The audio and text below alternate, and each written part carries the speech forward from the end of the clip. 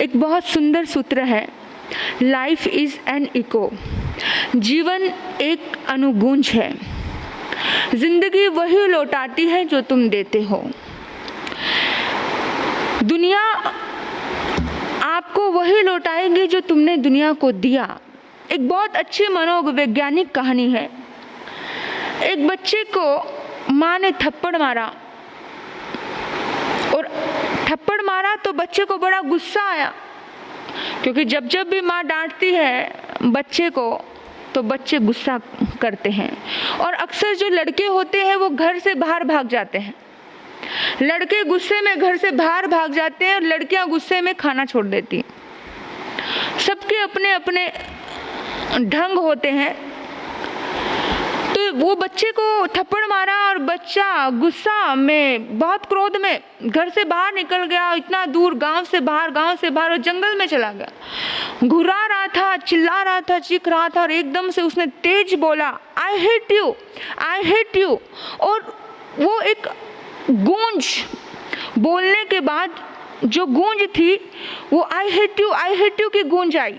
जब सुनसान रास्ता होता है, एकदम जंगल का रास्ता होता है, आप बहुत ज़ोर से चिल्लाते हो, कभी ज़ोर से चिल्लाकर देखना कि उसकी प्रतिध्वनि आपके पास आएगी। बहुत बार प्रैक्टिकल करके भी देख सकते हो आप। तो उसको प्रतिध्वनि आ रही थी, I hate you, I hate you. तो था तो बच्चा ही।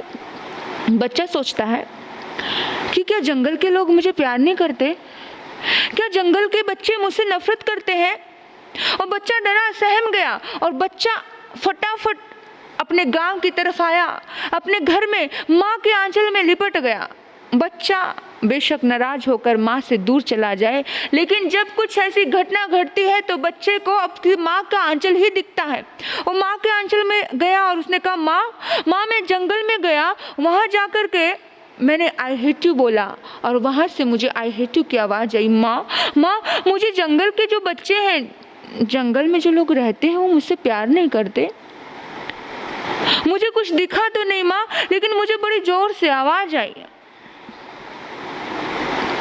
माँ समझ गई बच्चे के साथ क्या चल रहा है। माँ ने कहा, बेटा तू चिंता मत कर, तू जा जंगल में जा, अब फिर जा और जाकर के बोल I love you, I love you, जाकर के बोलना। वो बच्चा गया, जाकर के उसने आई लव यू बोला तो फिर से वो प्रतिध्वनि हुई, आई लव यू।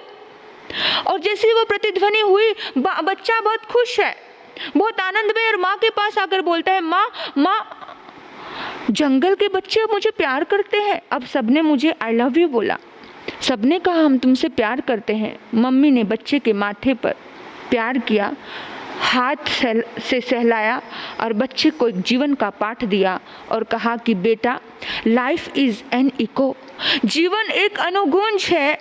तुम जैसा बोलोगे वैसा ही लौट कर तुम्हारे पास आएगा। तुम जैसा दोगे वैसा ही लौट कर तुम्हारे पास आएगा। तुम प्रेम के वाक्य बोलने शुरू कर दो, प्रेम के वाक्य तुम्हारे पास आएंगे। तुम नफरत के वाक्य बोलने शुरू कर दो, नफरत के वाक्य तुम पर आएंगे। तुम्हारा स्तर कैसा है? तुम्हारे हाथ में डंडा है, उस डंडे से तुम किसी को मार रहे हो या उस डंडे से तुम किसी को सहारा दे रहे हो? सोचो कि तुम्हारे पास एक माचिस की तिल्ली है, उस तिल्ली से तुम किसी को जला रहे हो या उस तिल्ली से तुम किसी को रोशनी दे रहे हो? सोचो कि उस तिल्ली से तुम किसी को झोपड़ी में आग लगा रहे हो। क्या है तुम्हारा स्तर, तुम्हारी समझ? ये तुम्हारी समझ पे निर्भर करता है कि अगर कुदरत ने हमें जुबान दी है, अच्छे वाक्य बोलने की शक्ति दी है, तो हम उसे कैसे इस्तेमाल कर रहे हैं। हम उसे कड़वाहट में, किसी को कड़वे शब्द बोलकर किसी का दिल दुखाने में इस्तेमाल कर रहे हैं, या फिर उसको मधुर बोल करके उसके मन को सुकून देने के लिए इस्तेमाल कर रहे हैं। वो हमारे ऊपर। ये तो बोलने के तरीके सबके अपने अपने हैं। जैसा तरीका तुम प्रयोग करोगे वैसा ही तुम्हें उसका आंसर मिलेगा। एक लड़का सड़क से गुजर रहा था और उसने एक लड़की को छेड़ा और उसने कहा, वो बोल उठा, ए मेरी जान। तो लड़की ने कहा, जैसे ही सुना ए मेरी जान, तो लड़की ने कहा, बोल मेरे भाईजान। तो ये नज़रिया है। शब्दों को कैसे लौटाना है, जैसे बोलते हो वैसे लौटाने वाला व्यक्ति अगर आपको मिल जाए और उससे भी बढ़कर सुंदर लौटाने वाला व्यक्ति मिल जाए तो आप हैरान हो जाएंगे कि गजब, ऐसा भी होता है। सबके बोलने के तरीके जुदा जुदा है। कोई गलत को भी बड़े अच्छे ढंग से ले लेता है। उसने कहा बोल भाईजान, कितनी सुंदर उसकी दृष्टि रही होगी, कितना सुंदर उसका भाव रहा होगा। उसने उस गलत सोचने वाले व्यक्ति की मानसिकता एक पल में बदल दी।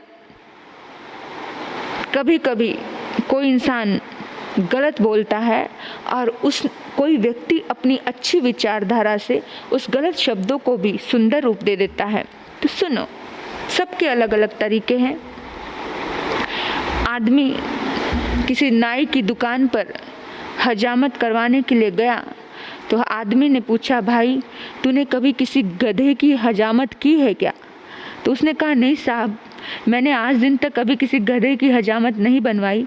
आज पहली बार ट्राई करने की कोशिश कर रहा हूँ, पहली बार ट्राई कर रहा हूँ, आप बैठिए। तो ये देखो, अगर तुम ऊटपटांग बोलोगे तो लोग भी आपको ऊटपटांग ही जवाब देंगे, है ना? देंगे कि नहीं? और लोगों के तरीके बड़े अजीब होते हैं। कुछ लोग बड़े मस्तीखोर होते हैं। बोलने के तरीके बता रही हूँ कि कुछ लोग कैसे मस्तीखोर होते हैं। एक भाई एक होटल में गया और उसने ऑर्डर किया कि भैया मटर पनीर की सब्जी ला दे।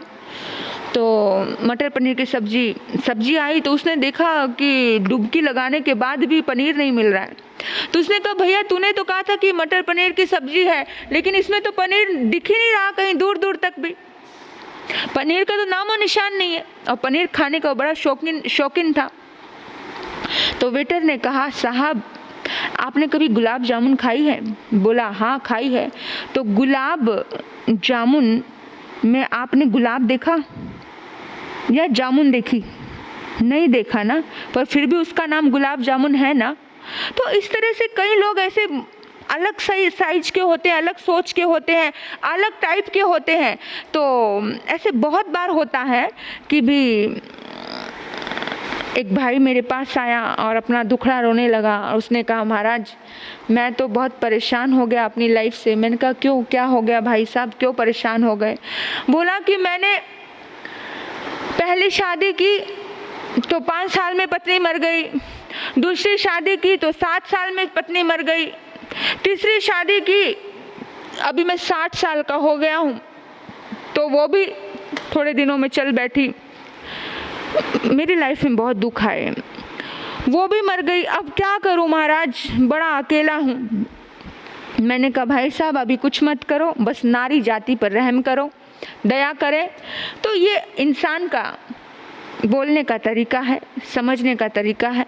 तो कुछ भी चीज़ एक तरीके से बोलिए, एक समझ से बोलिए। ऊटपटांग कुछ चीज़ें मत बोलिए जिससे किसी को दुख हो जाए, परेशानी हो जाए। हल्के शब्दों का प्रयोग ना कीजिए। हंसते हंसते कट जाए रास्ते, हंसते हंसते कुछ बातों को कह दीजिए तो ज़िंदगी बड़ी आसान लगने लगती है।